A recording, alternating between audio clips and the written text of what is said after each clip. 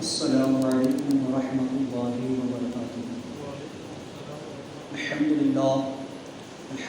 نحمده ونستعینه ونستغفره ونؤمن به ونعوذ باللہ من شرور انفسنا ومن سیئات اعمالنا، من يهده الله فلا مضل له ومن يضلل فلا هادي له، ونشهد ان لا اله الا الله وحده لا شريك له، ونشهد ان سيدنا ومولانا محمدا عبده ورسوله۔ وقد قال الله تبارك وتعالى في القرآن المجيد والفرقان الحميد: أعوذ بالله من الشيطان الرجيم، بسم الله الرحمن الرحيم، واجعل لي وزيرا من أهلي هارون أخي اشدد به أزري وأشركه في أمري۔ صدق الله العظيم وبلغنا رسوله النبي الأمين المكين الكريم، لمن الشاهدين والشاكرين والحمد لله رب العالمين۔ قاضی توحید کی منوال شمع رسالت کی پروان اور صفاجہ کی چاہنے والوں مصطفیٰ جان رحمت صلی اللہ علیہ وسلم کی دیوان والی آواز گفتگو سے قبل ہمارا مل کر انتہائی خلوص و محبت کے ساتھ غربت خضرہ کی جانب لو لگا کر حضور آقا انعامدار مدین کے تاجدار ہم غریبوں کے غمگسار جناب رحمت مجتبیٰ محمد مصطفیٰ علیہ تحیت و ثنا صلی اللہ تبارک و تعالی علیہ وسلم کی بارگاہ بقدس پناہ و سلام نظام شکر اللہم صلی اللہ سیدنا مولانا محمد عادل مجید ولی علیہ وصحابہ وبارک وسلم۔ ایک مدہ پڑھی جو اللہم صلی اللہ سیدنا محمد مجید ولی علیہ وعافی اللہ شفائی و صالح والزیان وعلیہ وصحابہ دارمون آبادا۔ حصول برکت کے لیے حضور اللہم صلی اللہ علیہ وسلم سلام تحمہ علی سیدنا محمد لذن حول وقتنا فرجو لقربت الحواجت نالو نواجس الخواتم ویستسقل غمام بوجهه الكریم وعلى آلہ وصحابہ بكل لمحة ونفس بكل معلوم لك یا اللہ یا اللہ یا اللہ۔ پچھلے جمعہ ہم نے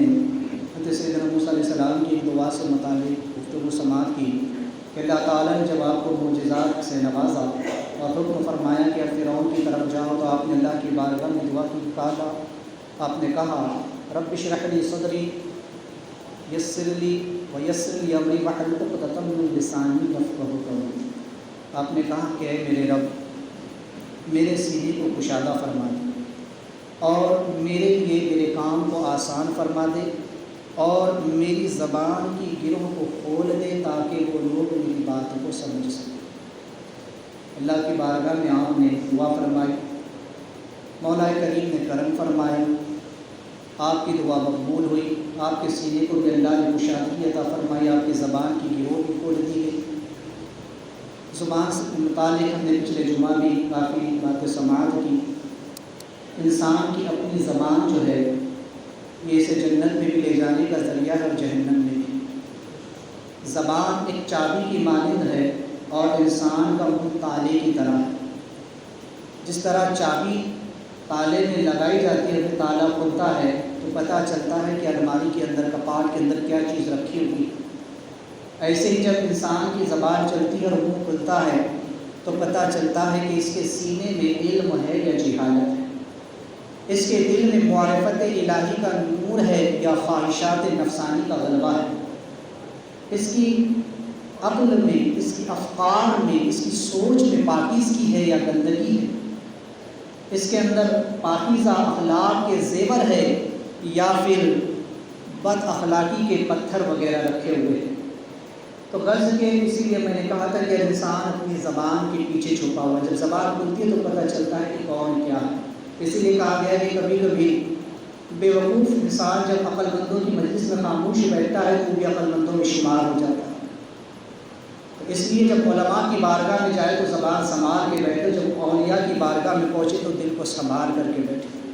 تو بہرحال موسیٰ علیہ السلام نے دعا کی، آگے آپ نے ایک بات اور عرض کی، واجعل لی وزیرا من اہلی۔ آپ عرض کرتے ہیں کہ اللہ میرے گھر والوں میں سے کسی کو میرا جو ہے تو شریک بنا دے۔ ہارون اخی اشدد به ازری، اور وہ جو کہ میرا بھائی ہارون ہے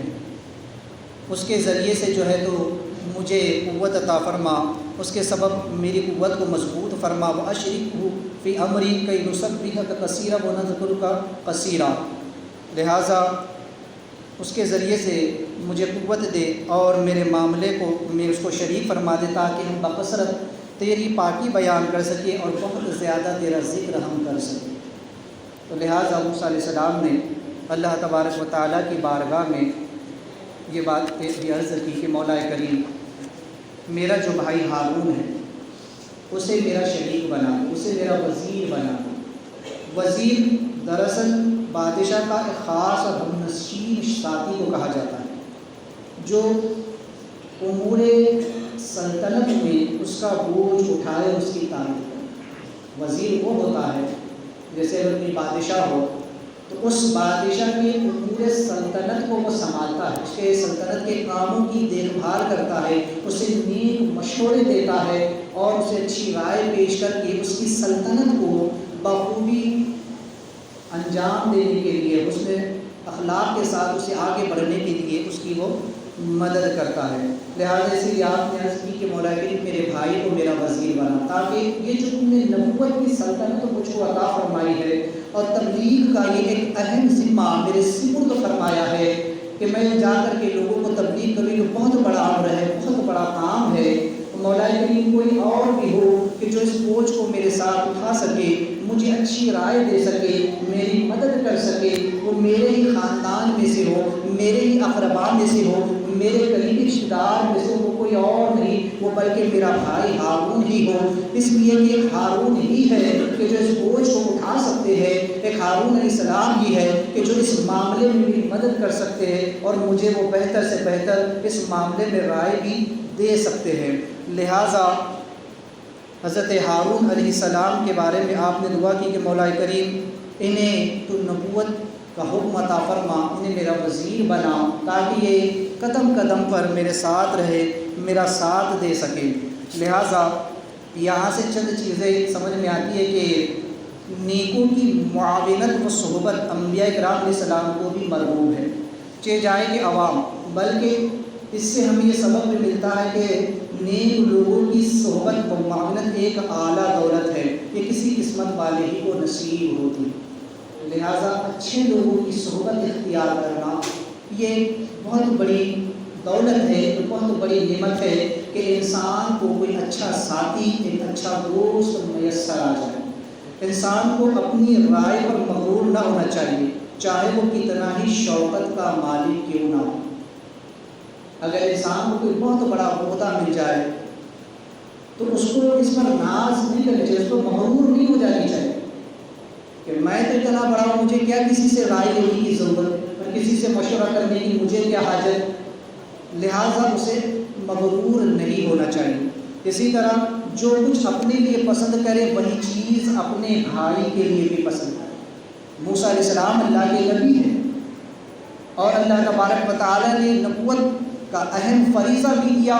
معجزے بھی عطا فرما دیے، حکم بھی دیا اور کہا کہ موسیٰ میری تائید بھی تمہارے ساتھ ہے، میں تمہارے ساتھ ہوں۔ لیکن باوجود اس کے موسیٰ علیہ السلام کی عاجزی اور انکساری دیکھے آپ میں غرور اور گھمنڈ نہیں آیا۔ آج لوگوں کو ایک عہدہ کیا مل جاتا ہے،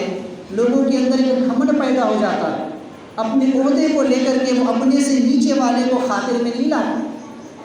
لیکن موسیٰ علیہ السلام نے یہ پیغام دیا کہ ہمیں کبھی بھی مغرور نہیں ہونا چاہیے، بلکہ جو نعمت ملی ہے اس کے برقرار رکھنے کے لیے ہمیں اپنے رب کے سامنے ہر وقت عاجزی اور انکساری سے کام لینا چاہیے، اور جو چیز اپنے لیے پسند کرے وہی اپنے بھائی کے لیے پسند کرے۔ آپ نے نبوت کو اپنے لیے پسند کیا تو اپنے بھائی کے لیے بھی آپ نے کہا کہ مولا کریم میرا جو بھائی ہارون ہے اس کو بھی تو اعلان نبوت کا حکم دے، اس کے لیے بھی تو کرم فرما دے، اسے میرا وزیر بنا دے، میرا ہم نشین بنا دے، میرا ساتھی بنا دے۔ اور لہٰذا بہت بڑے امور میں بطور معاون دوسرے کو شریک کرنا جائز۔ لہٰذا اگر انسان کو کوئی بہت بڑا امر پیش آ جائے، کوئی بہت بڑا کام پیش آ جائے، کوئی ایسا مسئلہ اس کے سامنے آ جائے تو اسے چاہیے کہ وہ لوگوں سے مشورہ لے، کسی کو اپنا شریک بنا لے۔ یہ نہیں کہ میں سب کچھ کر سکتا ہوں، کچھ لوگ ہوتے ہیں جنہیں اپنے آپ پر کچھ زیادہ ہی اعتماد ہوتا ہے کہ ہم سب کچھ کر لیں، ہمیں کسی کی ضرورت نہیں ہے، ہمیں کسی کی حاجت نہیں ہے، ہمیں کسی کے پاس جانے کی کوئی ضرورت نہیں ہے، ہم سب کچھ کر سکتے ہیں۔ تو ایسے لوگ جو ہے تو بار بار ٹھوکر کھاتے ہیں۔ تو چاہیے کہ کسی بھی کام میں مشورہ کر لے، کسی کو اپنا شریک بنا لے، جیسے کہ موسیٰ علیہ السلام نے ہارون علیہ السلام کے وزیر بنانے کے لیے جو ہے تو کہا۔ حالانکہ یہ جو ہے تو بنی اسرائیل کے اندر اکثر ایسا ہی ہوتا تھا کہ ایک نبی اگر آتے اور وہ صاحب شریعت ہوتے تو دیگر انبیاء ان کے معاون و مددگار ہوا کرتے تھے۔ یہ ضروری نہیں ہوتا تھا کہ سبھی صاحب شریعت ہو، دیگر انبیاء ان کی اس کام میں مدد کرتے تھے، ان کے کام کو، ان کی شریعت کو آگے بڑھانے میں ان کی مدد کیا کرتے تھے۔ تو لہٰذا حضرت موسیٰ علیہ السلام نے بھی یہی دعا کی کہ مولا کریم اس بڑے کام کو آگے بڑھانے کے لیے اور پائے تکمیل تک پہنچانے کے لیے میرے بھائی کو میرا شریک بنا دے، تاکہ ہم کثرت کے ساتھ تیری پاکی کو بیان کر سکیں، تیری حمد و ثنا کر سکیں، تیرا ذکر کر سکیں، کثرت کے ساتھ ہم تیرا ذکر کر سکیں مولا کریم۔ اس لیے تو اب میرے بھائی کو میرا جو ہے تو ہم نشین بنا دے۔ لہٰذا اللہ تعالیٰ نے آپ کی دعا کو قبول فرمایا۔ لہٰذا ہارون علیہ السلام موسیٰ علیہ السلام سے 4 سال بڑے تھے۔ لہٰذا بعض روایت میں آتا ہے کہ حضرت داؤد قصر رحمۃ اللہ تعالیٰ فرمایا کہ اقطاب و اغواص پر اللہ تعالیٰ کی منت اور احسان اور ان کے کمالات کا یہ بھی ہے کہ انہیں جہلا و احمقہ کی صحبت سے بچا کر ان کو علماء و ادبا کی صحبت و رفاقت عطا فرماتا ہے، اور تاکہ وہ ان کے بوجھ کو اٹھائے اور ان کے احکام کا نفاذ کر سکے۔ یہ اللہ تعالیٰ کا اغواص اور اقطاب پر کرم ہوتا ہے۔ اللہ تعالیٰ جب کسی پر اپنا کرم فرمانا چاہتا ہے تو اسے نیکوں کی صحبت عطا فرما دیتا ہے۔ لہٰذا کسی کو ولی غوث قطب بناتا ہے تو اس سے پہلے درجے والے کے ساتھ اس کو صحبت عطا فرما دیتا ہے۔ اکثر اولیاء کرام جو ہے اور اغواث قطب یہ سب جو ہے تو ان کو انبیاء علیہ السلام کی صحبت میسر آتی ہے، ان کے خواب میں دیدار ہوتے ہیں، ان سے جو ہے تو بالمشافہت ان سے ملاقات ہوتی رہتی ہے، تو ان کی صحبت اور ان کی رفاقت ان کو میسر آتی ہے۔ اسی طرح اللہ تعالیٰ جب کسی بندے پر کرم فرماتا ہے تو اسے علماء کی صحبت عطا فرما دیتا ہے، کسی پر مزید کرم فرماتا ہے تو اسے اولیاء کی صحبت عطا فرما دیتا ہے، تاکہ وہ بندہ علماء کی صحبت میں رہ کر کے علم حاصل کرے اور جہالت سے دور رہے، گناہوں سے بچے۔ اولیاء کی صحبت عطا فرما دیتا ہے تاکہ وہ بندہ شیطان اور اس نفس کی شرارت سے بچے اور معرفت کی راہ کو اختیار کر سکے۔ علماء اسے شریعت کا راستہ دکھاتے ہیں اور اولیاء کرام اسے طریقت کا راستہ دکھاتے ہیں، اور اس طرح یہ انسان خدا تک کے پہنچتا ہے۔ تو یہ اللہ کا بہت بڑا کرم ہوتا ہے کہ اللہ تعالیٰ کسی کو انبیاء، اولیاء اور صلحاء کی صحبت عطا فرما دیتا ہے۔ لہٰذا حدیث شریف میں ہے کہ جب اللہ تعالیٰ کسی بادشاہ کے لیے خیر اور بھلائی کا ارادہ فرماتا ہے تو اسے نیک طبیعت وزیر عطا فرماتا ہے، اور جب وہ اللہ تعالیٰ کا ذکر بھلاتا ہے تو وہ اسے یاد کرا دیتا ہے۔ یہ اللہ کا بڑا کرم ہے کہ کسی بادشاہ کو اللہ تعالیٰ ایک ایسا وزیر عطا کرتا ہے، ایک ایسا نیک بخت وزیر دیتا ہے کہ اس وزیر کے ذریعے سے وہ انسان، وہ بادشاہ جو ہے اپنی سلطنت کو بحسن خوبی انجام دیتا ہے۔ اگر وہ خدا کے ذکر سے غافل ہونے لگتا ہے، اگر وہ شریعت کے راستے سے بھٹکنے لگتا ہے، اگر وہ غلط فیصلے کرنے لگتا ہے تو وہ وزیر اس کو مشورے دیتا ہے، اسے صحیح مشورہ دے کر کے اسے راستہ پر لے آتا ہے۔ اور جب اللہ تعالیٰ کسی کے ساتھ بھلائی کا ارادہ نہیں فرماتا تو پھر اسے ایسا وزیر اور مشیر دیتا ہے کہ جو اسے بربادی کی ہی طرف لے کر کے جاتا ہے۔ تو لہٰذا اللہ تعالیٰ جب کسی بندے کے ساتھ بھلائی کا ارادہ کرتا ہے تو اسے ایک ایسا نیک ساتھی عطا کر دیتا ہے کہ جب وہ خدا کے ذکر سے غافل ہوتا ہے تو وہ اس کو جو ہے تو خدا کے ذکر کی طرف لے آتا ہے، اسے نماز کی طرف لے آتا ہے، اسے نیک اعمال کی طرف دعوت دیتا ہے۔ اسی لیے کہا گیا کہ اچھوں کی صحبت اختیار ہو تاکہ وہ تمہیں، جب تم خدا کو بھولنے لگو، جب تم عبادات سے غافل ہونے لگو، جب تم نمازوں سے غفلت برتنے لگو تو وہ تمہاری مدد کر سکے اور تمہیں جو ہے تو راہ راست پر لا سکے۔ اسی لیے آقا کریم علیہ السلام فرماتے ہیں کہ میرے 2 وزیر زمین پر اور 2 وزیر آسمانوں میں۔ زمین کے 2 وزیر ابو بکر و عمر ہے، اور آسمانوں میں جبریل و اسرافیل میرے 2 جو ہے تو وزیر ہیں۔ وہ روحانی اعتبار سے وہاں کے معاملات سنبھالتے، جسمانی اعتبار سے یہاں کے معاملات سنبھالتے۔ تو لہٰذا یہ اللہ تبارک و تعالیٰ کا بڑا کرم ہوتا ہے کہ اللہ تعالیٰ کسی بندے کو اپنے نیک بندوں کی صحبت جو ہے تو اس کو عطا کرتا ہے۔ اسی لیے موسیٰ علیہ السلام نے اللہ کی بارگاہ میں دعا کی کہ مولا کریم میرے بھائی کو جو ہے تو میرا وزیر بنا دے تاکہ وہ تمام امور تبلیغ کا بوجھ اٹھانے کے لائق ہو اور میرے تمام ظاہری، باطنی، سری و خفی و جلی چھوٹے بڑے مشوروں کا وکیل ہو، جو میرے ہر مقام پر ڈھارس بن جائے اور اس کے ذریعے مجھے قوت، ہمت اور سہارا حاصل ہو، اور جس پر میں کامل اعتماد کر سکوں۔ لہٰذا پورے بنی اسرائیل میں صرف ایک ہی ایسا شخص ہے اور وہ تیرا پیارا نبی ہارون میرا بڑا بھائی۔ لہٰذا موسیٰ علیہ السلام نے کہا کہ مولا کریم چونکہ میرا جو بھائی ہارون ہے وہ مجھ سے زیادہ فصیح تر ہے، وہ مجھ سے زیادہ فصاحت و بلاغت رکھتے ہیں بات کرنے میں، کلام کرنے میں، لوگوں کو سمجھانے میں، تو اس لیے انہیں میرا وزیر بنا دے۔ چونکہ اس سے قبل ہارون علیہ السلام اپنی قوم میں کئی مرتبہ خطاب کر چکے تھے اور موسیٰ علیہ السلام نے ان کے خطابات کو سنا تھا، اس لیے وہ جانتے تھے کہ حضرت ہارون علیہ السلام جو ہے وہ بات کرنے میں، بیان کرنے میں، تقریر کرنے میں، واعظ و نصیحت کرنے میں بہت فصیح اور بلیغ ہے، ان کی زبان بڑی عمدہ ہے، ان کی گفتگو میں بڑی چاشنی ہے، وہ عمدہ طریق سے لوگوں کو سمجھانے کی صلاحیت رکھتے ہیں۔ بعض لوگوں نے یہ سمجھ لیا کہ موسیٰ علیہ السلام میں یہ صلاحیت نہیں تھی، اسی لیے آپ نے اپنے بھائی کے لیے کہا، ایسا ہرگز نہیں۔ یاد رکھیے، جب اللہ تعالیٰ کسی کو نبوت کا مرتبہ عطا فرماتا ہے، اسے مقام نبوت عطا فرماتا ہے، تو اس زمانے کے تمام لوگوں سے اللہ تعالیٰ اسے افضل و اعلیٰ بناتا ہے، اور اس دور کے تمام معاملات سے جو ہے، اس دور کے تمام صلاحیتوں سے اللہ تعالیٰ اس نبی کو جو ہے تو بہرور فرماتا ہے۔ تمام صلاحیتیں اللہ اس دور کی، اس دور کے تمام جو معاملات چل رہے تھے اس اعتبار سے اللہ تعالیٰ اس کو معجزہ بھی عطا فرماتا ہے۔ میں سے پہلے بھی اس کے بارے میں اختصاراً بتا چکا ہوں کہ جیسا دور ہوتا ہے ویسا نبی ویسے معجزے کے ساتھ مبعوث ہوتا ہے۔ تو موسیٰ علیہ السلام کے وقت میں چونکہ جادو کا دور زیادہ تھا،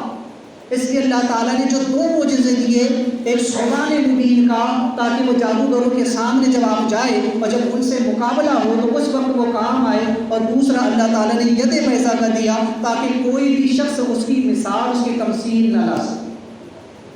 تو لہٰذا اللہ تعالیٰ نے اس دور کے تمام حکماں جو حاکم ہوتے ہیں یا جو حکیم ہوتے ہیں، ان سب سے بڑھ کر اللہ تعالیٰ علم، صلاحیت اللہ تعالیٰ اپنے نبیوں کو عطا فرماتا ہے۔ تو اس وقت صرف دو نبی تھے، حضرت موسیٰ علیہ السلام اور پھر بعد میں ہارون علیہ السلام۔ حالانکہ موسیٰ علیہ السلام کی موجودگی میں دیگر انبیاء بھی رہے، جیسا کہ روایتوں میں آتا ہے کہ موسیٰ علیہ السلام نے اپنی قوم سے 40 مردوں کا انتخاب کیا تھا اور وہ سب کے سب نبی تھے۔ تو یہ بعد میں آگے اور بھی انبیاء آتے ہیں، لیکن موسیٰ علیہ السلام چونکہ مرسل نبی تھے، موسیٰ علیہ السلام مرسل نبی تھے، صاحب شریعت تھے، وہ نئی شریعت لے کر کے آئے تھے، اللہ تعالیٰ نے ان پر کتاب اتاری، انہیں جو تو تورات شریف عطا کی گئی۔ تو دیگر انبیاء جو بنی اسرائیل میں آئے وہ انہی کی مدد کرتے رہے اور انہی کی شریعت کو وہ آگے بڑھانے کا کام کرتے رہے۔ تو لہٰذا موسیٰ علیہ السلام نے اپنے بھائی ہارون علیہ السلام کے بارے میں بھی یہی کہا کہ مولا کریم ہارون علیہ السلام کو جو ہے تو اعلان نبوت کا حکم دے، چونکہ آپ جانتے ہیں کہ نبی کا علم غیب دیکھیں، لوگ کہتے ہیں نبی کو غیب کا علم نہیں ہوتا۔ حضرت موسیٰ علیہ السلام ملک شام میں ہے اور ہارون علیہ السلام مصر میں ہے، دو ملک الگ الگ ہیں۔ آپ ملک شام میں ہیں موسیٰ علیہ السلام اور ہارون علیہ السلام ہے ملک مصر میں، اور یہ وہ زمانہ نہیں تھا کہ جب ٹیلی فون یا فون، موبائل، انٹرنیٹ تھا کہ ایک دوسرے سے بات چیت کر لی، رابطہ ہو گیا، بلکہ اس وقت تو خط و خطابت بھی بہت مشکل تھا۔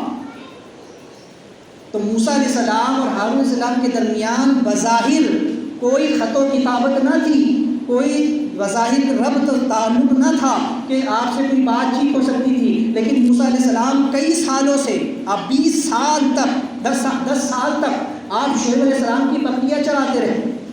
لہٰذا 10-15 سال کے بعد جب آپ واپس ملک مصر کی طرف لوٹ رہے ہیں، تب آپ راستے میں یہ دعا کر رہے کہ مولا کریم میرے بھائی ہارون کو نبوت کا حکم دے، انہیں میرا وزیر بنا دے۔ اب غور کرنے کی بات ہے کہ آپ مصر، آپ جو ہے تو شام میں ہے، بھائی مصر میں ہے، کوئی بظاہر تعلقات نہیں ہے، پھر موسیٰ علیہ السلام کو کیسے پتہ چلا کہ میرا بھائی ابھی تک زندہ ہے؟ کہ کسی کو موت کی خبر نہیں ہے۔ ممکن ہے کہ ان 10 سالوں میں بھائی کا وصال ہو گیا ہو، انتقال کر گئے ہو، لیکن موسیٰ علیہ السلام کا اپنے بھائی ہارون علیہ السلام کے لیے دعا کرنا اس بات کی دلیل ہے کہ موسیٰ علیہ السلام کو صرف یہی معلوم نہیں تھا کہ میرا بھائی زندہ ہے، بلکہ یہ بھی معلوم تھا کہ وہ نبی ہے، اور یہ بھی کہ ان کی اعلان نبوت کا وقت قریب آ چکا ہے۔ اسی لیے آپ نے عرض کیا کہ مولا کریم میرے بھائی ہارون کو بھی اعلان نبوت کا حکم دے، اسے میرا وزیر بنا دے۔ یاد رکھیے وہ نبوت کسی کی دعا سے نہیں ملتی۔ ایسا نہیں ہے کہ موسیٰ علیہ السلام کے دعا کرنے کی وجہ سے ہارون علیہ السلام کو نبوت مل گئی۔ نبوت اللہ تعالیٰ کی عظیم نعمت ہے جسے اللہ تعالیٰ نے عالم ارواح ہی میں جس کو چاہا عطا فرما دیا۔ اب دنیا میں آنے کے بعد اس کے اعلان کے الگ الگ ذرائع اور واسطے اور وسیلے بنے۔ موسیٰ علیہ السلام کو اللہ تعالیٰ جب نبوت دینا چاہی تب آپ راستے سے گزر رہے تھے تو کوہ طور پر بلا کر اللہ تعالیٰ نے آپ کو نبوت کے اعلان کا حکم دے دیا۔ اب ہارون علیہ السلام وہ بھی نبی ہی تھے لیکن ابھی اپنی نبوت کا اعلان نہ کیا تھا۔ اب وہ وقت بھی قریب آ گیا کہ موسیٰ علیہ السلام نے وہیں پر کوہ طور پر جو ہے وہیں پر مقام وادی میں جب اللہ سے ہم کلام ہو رہے دعا کر رہے تو کہتے ہیں کہ مولا علی میرا بھائی جو ہارون ہے وہ چونکہ نبی ہے اب اس کو بھی اعلان نبوت کا حکم عطا کیا۔ تو دیکھیں نبی کو غیب کا علم ہوتا ہے۔ لوگ کہتے ہیں نبی کو پیٹھ پیچھے کا علم نہیں ہوتا، نبی کو دیوار کے پیچھے کا علم نہیں ہوتا، نبی کو کل کی خبر نہیں ہوتی معاذ اللہ، بلکہ نبی تو وہ ہوتا ہے کہ جس کو اپنے زمانے کی ساری خبر ہو۔ آج آپ کے پاس موبائل ہے، آپ موبائل پر جو چیز ڈالیں آپ گھر بیٹھے پوری دنیا کا مشاہدہ کر سکتے ہیں۔ یہ کس کا بنایا ہوا ہے موبائل؟ انسان کی بنائی ہوئی ایک مشین ہے، انسان کا بنایا ہوا ایک آلہ کار ہے، انسان کا تخلیق کیا ہوا ایک ایسا آلہ ہے کہ جس کے ذریعے سے آپ گھر بیٹھ کر کے جس چیز کو دیکھنا چاہتے ہیں انٹرنیٹ کو آپ اوپن کرتے ہیں اور اس کے اندر جو چیز آپ ڈالیں وہ چیز کی آپ کو خبر جو ہے تو مل جایا کرتی ہے۔ اللہ تعالیٰ جب کسی کو نبی بناتا ہے تو اس کے دماغ میں اللہ تبارک و تعالیٰ وہ نور عطا فرماتا ہے، اللہ اس کو وہ نور اور حکمت عطا فرماتا ہے کہ اتقوا فراست المؤمنین فإنه ينظر بنور اللہ، ڈرو مومن کی فراست سے بے شک اللہ کے نور سے دیکھتا ہے۔ تو پھر جس کو اللہ نبوت دے وہ نبوت کے نور سے ایک ہی جگہ بیٹھ کر پوری کائنات کا مشاہدہ کرتا ہے۔ آقا علیہ السلام فرماتے ہیں میں پوری کائنات کو مثل ہتھیلی کے دیکھتا ہوں، پوری کائنات ان کی نگاہوں کے سامنے ہوتی ہے، اسے کچھ چھپا ہوا نہیں رہتا ہے۔ تو حضرت موسیٰ علیہ السلام کو خبر ہے کہ میرے بھائی زندہ بھی ہے اور نبی بھی ہے اور اب ان کی اعلان نبوت کا وقت بھی قریب آ چکا ہے۔ تو آپ نے عرض کی کہ مولا کریم وہ جو میرا بھائی ہے تو اسے نبوت کا اعلان کرنے کا حکم دے۔ اب ظاہر سی بات ہے ایک کافر کو اللہ تعالیٰ جب اتنی سمجھ دے سکتا ہے کہ فرعون کی نجومیوں نے فرعون کو خبر دی تھی کہ تیری سلطنت میں ایک ایسا بچہ پیدا ہوگا کہ جو تیرے تخت کو الٹ دے گا، جو تجھ پر غالب آ جائے گا۔ تو جب ایک نبی کی آمد کی خبر کافر دے سکتا ہے تو پھر ایک نبی کی خبر کیوں نہیں دے سکتا؟ جب کافر نجومیوں نے بتایا کہ ایک ایسا بچہ پیدا ہوگا کہ جو تیری سلطنت کے ٹکڑے کر دے گا، تیرے تختوں کے ٹکڑے کر دے گا، تجھے تہس نہس برباد کر دے گا، تو جب اسی وجہ سے تو فرعون نے جو ہے تو آپ کے قتل کا منصوبہ بنایا۔ تو جب کافر نجومیوں کو اللہ تعالیٰ یہ علم دے سکتا ہے کہ وہ علم نجوم کے ذریعے سے یہ سب کچھ جان لے، تو ایک نبی کو اللہ تعالیٰ جو اپنا نور عطا فرماتا ہے وہ نور الہی سے، اس نور نبوت کے ذریعے سے، معرفت کے ذریعے سے وہ سب کچھ دیکھ لے گا۔ تو حضرت موسیٰ علیہ السلام کو چونکہ یہ علم تھا کہ میں بھی نبی ہوں، میرے بھائی بھی نبی ہے اور اب ان کی اعلان نبوت کا وقت بھی قریب آ چکا ہے، تو عرض کی کہ مولا کریم میرے اس بھائی کو جو ہے تو اب تو میرا وزیر بنا دے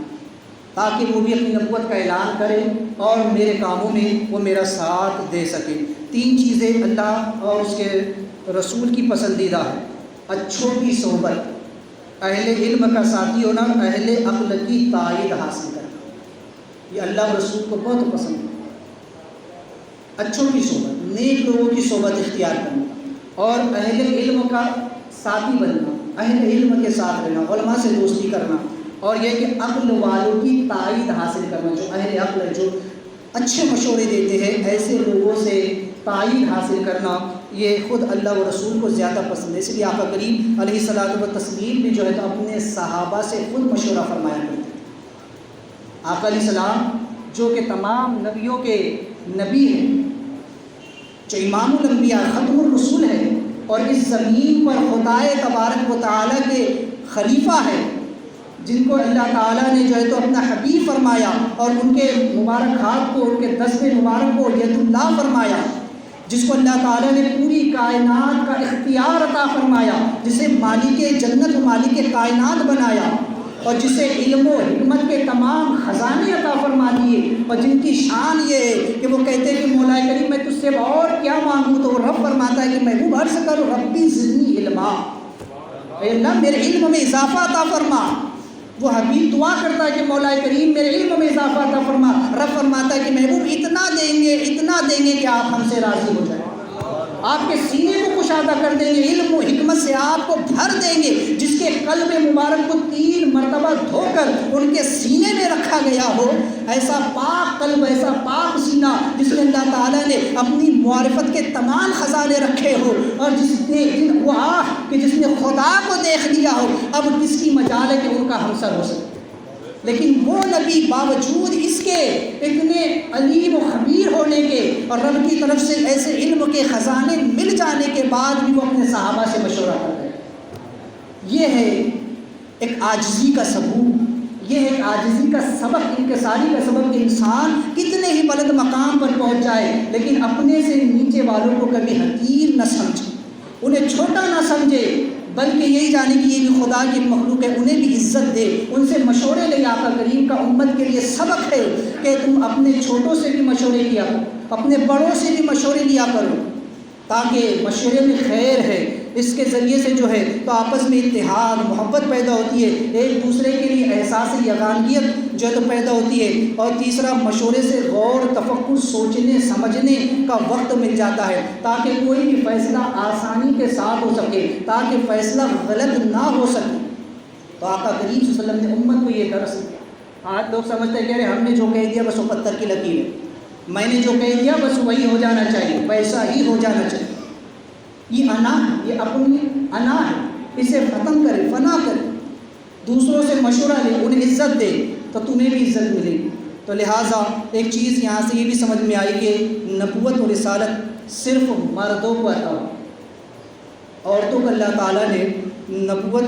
نہیں عطا فرمائی۔ ہاں البتہ ولایت جو ہے تو عورتوں کو اللہ تعالیٰ نے عطا فرمائی ہے، لیکن نبوت عورتوں کے لیے بھی نہیں ہے۔ تو لہٰذا ایک چیز یہ بھی کہ ہر مسلمان پر واجب ہے کہ جو چیز وہ اپنے لیے پسند کرے وہی اپنے بھائی کے لیے بھی پسند کرے۔ اور جو ہے تو ایک چیز یہ بھی سمجھ میں آئی کہ نیک ساتھی کا ملنا اللہ تعالیٰ کا ایک بہت بڑا احسان اور اس کی نعمت ہے، اور یہ کہ دعا مانگنی ایک عبادت ہے۔ انسان کو اگرچہ تمام نعمتیں مل جائے تب بھی اسے چاہیے کہ وہ اللہ تعالیٰ سے دعا مانگتا ہے، اللہ کی بارگاہ میں عاجزی و انکساری کے ساتھ عرض کرتا ہے، اس لیے کہ دعا کے بارے میں فرمایا گیا الدعاء مخ العبادہ، دعا عبادت کا مرض ہے۔ اگر انسان ساری زندگی عبادت کرے لیکن دعا نہ مانگے تو اس کی مثال ایسی ہی ہے کہ ایک مزدور دن بھر محنت کرے اور جب اس کی مزدوری کا وقت آئے تو کچھ لیے بغیر چلا جائے۔ اللہ تعالیٰ کو دعا کرنے والے بندے بہت زیادہ مرغوب ہیں۔ آج کل ہمارا حال یہ ہے کہ نماز ہوئی کہ ہم فوراً مسجد سے نکلنے کی فکر میں لگے جائیں، دعا کے لیے ہمیں وقت نہیں ملتا، دعا کے لیے ہم رکنا پسند نہیں کرتے۔ دعا جب ایک ایسا ہے کہ اللہ کے رسول سے فرمایا کہ دعا مومن کا ہتھیار ہے، تقدیر کو بدلنے کی صلاحیت اگر ہے تو وہ دعا ہے کہ وہ انسان کی تقدیر کو بھی بدل دے۔ تو لہٰذا ایک چیز یہ بھی معلوم ہوئی کہ انبیاء اولیاء سے مدد طلب کرنا یہ شرک نہیں۔ اگر یہ شرک ہوتا تو موسیٰ علیہ السلام اپنے بھائی ہارون علیہ السلام کی مدد طلب نہ کرتے، جبکہ رب تعالیٰ نے معجزے بھی عطا فرما دیے اور یہ بھی کہا کہ موسیٰ میری تائید بھی حاصل ہے، باوجود اس کے موسیٰ علیہ السلام نے اپنے بھائی ہارون علیہ السلام کی مدد طلب کہ مولا انہیں میرا وزیر بنا تاکہ وہ میرے کاموں میں آسانی ہو جائے اور میرے کاموں کو جو ہے تو وہ سنبھال سکے۔ تو پتہ چلا کہ ایک دوسرے سے مدد طلب کرنا یہ شرک نہیں۔ آج کل جو لوگ کہتے ہیں کہ نبیوں ولیوں سے مدد مانگنا شرک ہے، اس سے آدمی مشرک ہو جاتا ہے، تو یہ ہرگز شرک نہیں۔ بلکہ صاحب تفسیر البیان فرماتے کہ ایک روایت میں یہاں تک آیا کہ آپ علیہ السلام نے فرمایا کہ تم اہل قبور سے مدد طلب کرو، جب تمہیں ضرورت ہو تو اہل قبور سے، اولیاء اللہ کے پاس جا کر کے ان سے مدد طلب کرو، اب چاہے وہ حیات میں ہو یا ممات میں۔ امام شافعی رحمۃ اللہ تعالیٰ علیہ فرماتے ہیں، جو فقہ شافعی کے بہت بڑے امام ہیں، وہ فرماتے ہیں کہ جب بھی مجھے کوئی مسئلہ درپیش آتا ہے میں امام اعظم کے مزار پر جاتا ہوں، 2 رکعت نفل نماز ادا کرتا ہوں اور پھر میں اس مسئلے پر غور کرتا ہوں، اللہ تعالیٰ میرا مسئلہ آسان فرما دیتا ہے۔ تو اولیاء اللہ حیات میں بھی مدد کرتے ہیں اور ممات کے بعد بھی مدد کرتے ہیں۔ تو لہٰذا نبیوں اور ولیوں سے مدد مانگنا ہرگز شرک نہیں۔ اور ایک چیز یہ بھی سمجھ میں آئی کہ اسلام میں 4 کام عورتوں کے لیے ناجائز و ممنوع۔ پہلا، امامت۔ عورت امامت نہیں کر سکتی، چاہے وہ امامت صغریٰ ہو یا امامت کبریٰ، عورت کو امام بنانا جائز نہیں، اس کی ابتدا میں نماز پڑھنا جائز نہیں۔ عورتوں کی بھی امام نہیں ہو سکتی، ایسا نہیں کہ چلو مردوں کو نہیں تو عورت کو پڑھا دے اور عورتوں کی امام بن جائے، تو یہ بھی جائز نہیں، اس لیے کہ عورت کا دین جو ہے وہ کم ہوتا ہے، اس کی عقل ناقص ہوتی ہے، اس کے اکثر دن ایام حیض میں گزر جاتے ہیں جن میں اس پر نماز بھی معاف ہو جاتی ہے، دیگر احکام میں اس کے لیے سہولت ہو جاتی ہے، اس لیے اس کا دین کم ہے۔ تو اس لیے عورت کو جو ہے تو امام نہیں بنایا جا سکتا۔ دوسرا، اسے عہدہ قضا بھی نہیں دیا جا سکتا، اسے جج یا مفتی نہیں بنایا جا سکتا، عورت جج یا مفتی نہیں، فیصلہ نہیں کر سکتی۔ اور اسی طرح حکومت بھی عورت کو نہیں دی جا سکتی، حکمرانی بھی عورت نہیں کر سکتی۔ اور چوتھا یہ کہ نبوت بھی عورت کو اللہ نے اسی لیے نہیں عطا فرمائی۔ اور اسی طرح عورت پیر بھی نہیں بن سکتی، کسی عورت کی بیعت کرنا جائز نہیں، نہ عورت کو کسی کی بیعت لینا جائز، نہ کسی کو عورت سے بیعت ہونا جائز، وہ پیر نہیں بن سکتا۔ یہ بھی صرف مرد، کیونکہ اللہ تعالیٰ نے مرد کو حاکم بنایا ہے، مرد حاکم ہے اور عورت محکوم ہے، اس کے زیر تحت ہے، اس لیے کہ اس کا دین کم ہے، اس کی عقل ناقص ہے، اس لیے مرد کو اللہ نے حاکم بنایا ہے۔ تو لہٰذا عورتوں سے مشورہ لیکن ان سے فیصلے نہ کرنا۔ بعض لوگ یہ ہوتا ہے کہ عورتوں کے فیصلوں پر چلتے ہیں، تو یاد رکھیے ایسی چیز انسان کو بربادی کی طرف لے جائے۔ جہاں مرد محکوم بن جائے اور عورتیں حاکم بن جائے، وہ فیصلے کرے، تو ایسے گھروں میں سوائے بربادی کے کچھ نہیں ہوتا ہے۔ آج ہم دیکھتے ہیں کہ لوگ اپنی عورتوں کی زیادہ سنتے ہیں، عورت نے جیسا کہہ دیا ویسا کرتے، تو اس سے بربادی ہی کے راستے کھلتے ہیں، انسان غلط رہ روی کی طرف جاتا ہے۔ اس لیے مرد حاکم ہے، وہ سنے، اس سے مشورہ ضرور لے، اس کی رائے ضرور پوچھے، لیکن فیصلہ خود کرے، فیصلہ یہ لے، اسے فیصلے کا حق نہ دے۔ لہٰذا یہ چند باتیں ہیں ضمن میں، اللہ تبارک و تعالی ہم تمام کو عمل خیر کی توفیق عطا فرمائے۔ حضرات، چونکہ اب عید قربا کا وقت قریب آ رہا، لہٰذا میں نے اس وقت نماز کے مسائل کو روک کر کے قربانی سے متعلق مسائل کو عرض کرنا ہے، تاکہ جو لوگوں کے ذہن میں نہ ہو پھر سے مسائل تازہ ہو جائے کہ قربانی کے مسائل کیا ہے۔ قربانی یہ اللہ تعالیٰ کی ایک عبادت ہی، تقرب الہی کا ایک ذریعہ کہ انسان اللہ کی راہ میں جانور کو اللہ کی رضا کے لیے ذبح کرتا ہے۔ لہذا قربانی 3 قسم کی ہے، فقیر و غنی دونوں پر واجب، جبکہ قربانی کا تعلق منت سے ہے۔ اگر کسی نے منت مان لی، چاہے وہ فقیر ہو یا غریب، اگر منت مان لی کہ مجھ پر قربانی کرنا لازم ہے، تو پھر اس پر قربانی دونوں پر واجب ہے، اگر چاہے فقیر نے منت مانی ہو یا غنی نے مانی۔ دوسرا یہ کہ فقیر پر قربانی واجب ہو اور غنی پر واجب نہ ہو۔ تو اگر فقیر نے جانور خرید لیا قربانی کے لیے، جس پر قربانی واجب نہیں تھی، اس نے قربانی کے لیے جانور خرید لیا، تو اس نے از خود اپنے اوپر قربانی واجب کر۔ اور اگر امیر نے جانور خریدا تو خریدنے سے اس پر قربانی واجب نہیں ہوتی، کیونکہ وجوب کا تعلق خریدنے سے نہیں ہے امیر کے لیے۔ اور تیسرا یہ کہ امیر پر قربانی واجب ہو اور فقیر پر واجب نہ ہو۔ تو اس کا یہی ہے کہ امیر نے جانور خریدا کہ تقرب الہی کے لیے، جو کہ اللہ تعالیٰ نے اس کو زندہ رکھا، اس کو صحت دی اور اس کو مال و دولت اللہ نے عطا فرمائی، اس کے شکرانے میں وہ اللہ کے لیے جانور کو ذبح کرتا ہے، تو اس لیے اس پر قربانی واجب ہے، اور اس طرح غنی پر واجب اور فقیر پر واجب نہیں ہے۔ لہٰذا اس کے جو شرائط ہیں، سب سے پہلی شرط یہ ہے کہ اسلام یعنی مسلمان ہونا، کسی کافر، بددین، بد مذہب، بد عقیدہ پر قربانی واجب نہیں۔ دوسرا اقامت یعنی کہ مقیم ہونا، مسافر نہ ہونا۔ اگر کوئی شخص سفر میں ہے تو حالت سفر میں اس پر قربانی واجب نہیں ہے۔ جو حضرات 92 کلومیٹر کا سفر طے کر کے کہیں باہر جاتے ایام قربانی میں، تو پھر ان پر قربانی واجب نہیں۔ یا جو حجاج حج کے لیے گئے، اگر وہ مستقل ایک جگہ پر نہیں ٹھہرے 15 دن، تو ان پر بھی قربانی واجب نہیں ہے۔ اسی طرح تومری یعنی کہ مالک نصاب ہونا، اس سے مراد وہ ہے جس سے صدقہ فطر واجب ہوتا ہے، نہ کہ وہ کہ جس سے زکوٰۃ واجب ہوتی ہے۔ صدقہ فطر واجب ہو جس پر، ایسا مالک نصاب ہو، یعنی کہ اس کے پاس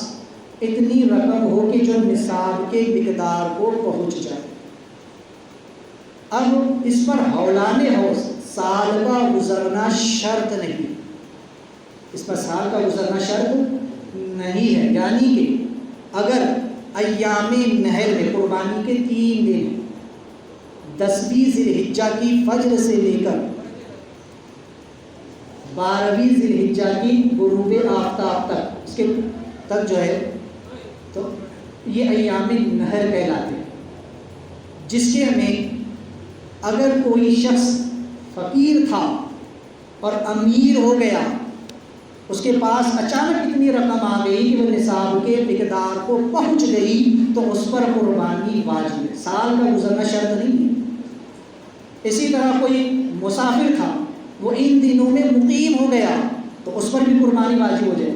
کوئی کافر اگر ان دنوں میں کلمہ پڑھ کر مسلمان ہو جائے اور وہ اس کے مسافر بھی نہ ہو، اور جو ہے تو اس کے پاس نصاب کے مقدار کی رقم موجود ہو، تو اس پر بھی قربانی واجب ہو جائے، کیونکہ اس کے لیے جو ہے تو حولان حوض، سال کا گزرنا شرط نہیں ہے، کیونکہ یہی 3 دن ہیں جن میں یہ فریضہ ادا ہوتا ہے۔ حریت یعنی کہ آزاد ہونا، اور میں سے پہلے بتا چکا یہ مسئلہ ہے ہی نہیں، اب سبھی آزاد ہے، کوئی غلام نہیں ہے۔ تو لہٰذا جس طرح مرد پر قربانی واجب ہے، ایسے ہی عورت پر بھی واجب ہے۔ اس کے لیے بلوغ کا اختلاف ہے، لیکن بعض راجح قول یہی ہے کہ بالغ پر واجب ہے، نابالغ پر واجب نہیں ہے۔ لہٰذا اگر کسی مسافر نے یا کسی نابالغ نے قربانی کر لی تو اسے قربانی کا ثواب تو مل جائے گا۔ لہٰذا قربانی کے لیے اگر کبھی کسی فقیر نے جانور خریدا اور از خود اپنے اوپر قربانی واجب کر لی، اب اگر ایام نحر میں اس کے پاس اتنی رقم آ گئی کہ جو نصاب کے مقدار کو پہنچ گئی، تو اس پر پھر سے قربانی کرنا واجب ہوگا۔ فی زمانہ یہ سمجھیے کہ جس کے پاس 30 سے 35 ہزار روپیے ہے وہ مالک نصاب، کیونکہ حاجت اصلیہ سے زائد، یعنی کہ اگر کسی کے پاس اچھا زکوٰۃ جو ہے تو اس میں الگ مسئلہ ہوتا ہے اور صدقہ فطر میں الگ ہوتا ہے نا، کہ زکوٰۃ میں یہ ہوتا ہے کہ حاجت اصلیہ سے زائد میں آپ کے یہ ہوتا ہے کہ اگر آپ کے پاس رہنے کے لیے ایک مکان ہے لیکن ایک دوسرا مکان اور ہے، تو اس دوسرے مکان پر آپ کو زکوٰۃ نہیں آئے لیکن قربانی آ جائے۔ اگر آپ کے پاس ایک سے زائد مکان ہے تو آپ پر قربانی آ جائے۔ زکوٰۃ میں یوں ہوتا ہے کہ اگر آپ کے پاس حاجت اصلیہ سے زائد گھر میں ساز و سامان موجود ہے تو اسے بھی وہ اس میں جو ہے تو حاجت اصلیہ میں شمار کر لیا جاتا ہے اور اس پر قربانی نہیں آتی، لیکن اس پر جو تو زکوٰۃ نہیں آتی لیکن قربانی آ جاتی۔ اگر کسی کے پاس حاجت اصلیہ سے زائد ساز و سامان، برتن قیمتی موجود ہے گھر میں، یا کپڑے اس کے پاس قیمتی موجود ہے، یا گرمی کے، بارش کے، سردی کے الگ الگ لباس اس میں رکھے ہوئے تو ان پر قربانی آ جائے گی اگرچہ زکوٰۃ واجب نہ ہو۔ اسی لیے وہ جو ہے تو نصاب ہے کہ جس پر زکوٰۃ واجب نہیں ہوتی بلکہ جس پر جو ہے تو صدقہ فطر واجب ہوتا ہے۔ تو چونکہ اگر ایسا شخص جو فقیر تھا، اس کے پاس اتنی رقم نہیں تھی اور اس نے جانور خرید لیا کہ چلو میں بھی قربانی کر دوں گا، تو اس پر اب ایک قربانی تو از خود واجب ہو۔ اب اگر اس نے قربانی کر دی یا نہیں بھی کی اور اس سے پہلے ہی رقم آ گئی تو اب اس کو دوسری قربانی کرنا بھی واجب ہو، کیونکہ جو پہلی قربانی ہے وہ اس نے از خود اپنے اوپر واجب کی جو اس پر واجب نہیں تھی، اور اب یہ جو دوسری قربانی ہے یہ شریعت نے اس پر واجب کہ اب تیرے پاس نصاب کی مقدار کی رقم آئی اور اب تو مالک نصاب ہوا ہے تو اب دوسری قربانی دوں گا۔ تو اگر پہلے سے جانور لے کر رکھا ہوا ہے تو وہ اس کی تو قربانی کرے گا ہی، اب ایک دوسرا اور لے کر کے اس کی قربانی کرے۔ لہٰذا اگر کبھی کوئی شخص اپنی جانب سے کسی دوسرے کی قربانی کرنا چاہتا ہے تو اس کی اجازت ضرور لے۔ گھر میں ہوتا ہے کہ بھئی اگر باپ نے جو جانور لے آیا یا بیٹے نے لے آیا، وہ سب کا نام ڈالنا چاہتا ہے تو اجازت لے لے۔ اگر ان لوگوں پر قربانی واجب ہے تو ان سے اجازت لے لے، اور اگر ان پر قربانی واجب نہیں ہے تو بغیر اجازت بھی اگر ان کے نام کی قربانی کر دی تو ہو جائے، ثواب مل جائے۔ لیکن اگر ان پر قربانی واجب تھی اور ان سے اجازت نہ لی تو پھر ان کی طرف سے وجوب ادا نہ ہو، تو اجازت لے لے کہ تمہارا نام اس میں ڈالا جا رہا ہے، تاکہ اسے خبر ہو، اسے اطلاع ہو، تاکہ اس کے ذمے سے اس کا واجب جو ہے تو ادا ہو جائے۔ اگر قربانی کا جو جانور ہے، جانور کے متعلق جو ہے تو انشاءاللہ اس کے مسائل آئندہ ہفتے جو ہے تو عرض کیے جائیں گے۔ اللہ تبارک و تعالیٰ جو کچھ بیان ہوا اس پر ہم سب کو عمل کرنے کی توفیق عطا فرمائے۔ دوران گفتگو توبہ کرتا ہوں، استغفر اللہ ربی من کل ذنب و اتوب الیہ۔